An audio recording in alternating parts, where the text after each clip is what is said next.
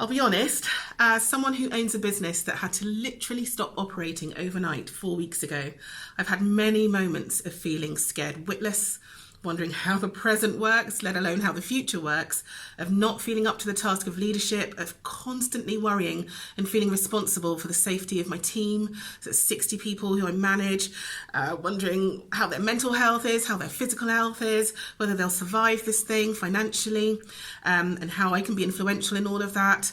Frankly, I've wanted most days to hide under my duvet, shut my eyes, blink a few times, and kind of hope and pray that when I open my eyes, it will all have gone away. But since the beginning of lockdown, I've been stumbling across these verses in Joshua. So Joshua 1, verse 9. And the verse goes, "Have I not commanded you? Be strong and courageous. Do not be afraid. Do not be discouraged. The Lord your God will be with you wherever you go." And because I'm hard of hearing, God has had to throw this verse at me a number of ways over the last month. And the backdrop to this verse is epic, really. I'm not going to go into it too much, but Joshua is being handed over the baton from Moses and saying, "You're on the next leg," and he's got these huge, massive boots of Moses to fill. Joshua will have seen how effective Moses has been over the last few decades. He will have walked in his shadow. He will have seen all the miracles that he's managed to perform, all the behaviours that he's had to manage. And suddenly it's his turn. So big shoes, big responsibility, big, scary, daunting task ahead. Unprecedented, to coin a phrase that we're bandying around at the moment. And that's much like how I feel most days at the moment. But God keeps bringing me back to these words. Be strong and courageous, Antoinette. Be strong and courageous in the new things that you want to birth during this time, in the situations that you can't control and you don't understand. Don't be afraid, Antoinette. It may all seem confusing right now, but I know I've got it. Antoinette, don't be discouraged. It may look like a right royal mess, but there's going to be beauty that springs up from this period.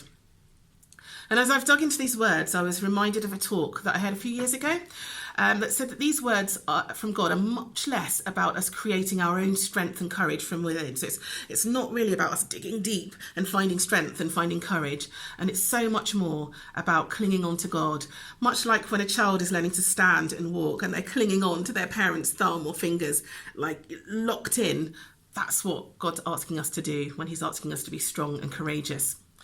And one of the things that I'm having to process over and over again is that despite all of the big unknowns that I have, despite my inability to answer even the most basic of questions for my team some days, I do know that God knows. And that what he's asking me to do simply is cling on for today. Wake up tomorrow, cling on. Wake up the next day, press repeat. And when I manage to get my head into that zone, interesting and awesome things occur in my life. And I've got a few tales to share with you already from the last 4 weeks. I look forward to sharing with you when I next see you. So I guess my question is, what mountains are you facing today? What situations or circumstances are keeping you awake at night, triggering your anxieties? Whose big boots have you got to fill? The end of verse 9 says that the Lord your God will be with you wherever you go. So remember, our courage comes from holding on to God in the face of fear and moving forward with him anyway. Our strength comes from hunkering down and listening out for God's voice through prayer, through reading our Bible, through fasting, through sharing with each other. And my prayer for us today is that we will know that despite the crazy right now, God promises to be with us through our trials, to give us wisdom when we seek it, and to give us strength to take the next step. Have I not commanded you? Be strong and courageous. Do not be afraid. Do not be discouraged. The Lord your God will be with you wherever you go.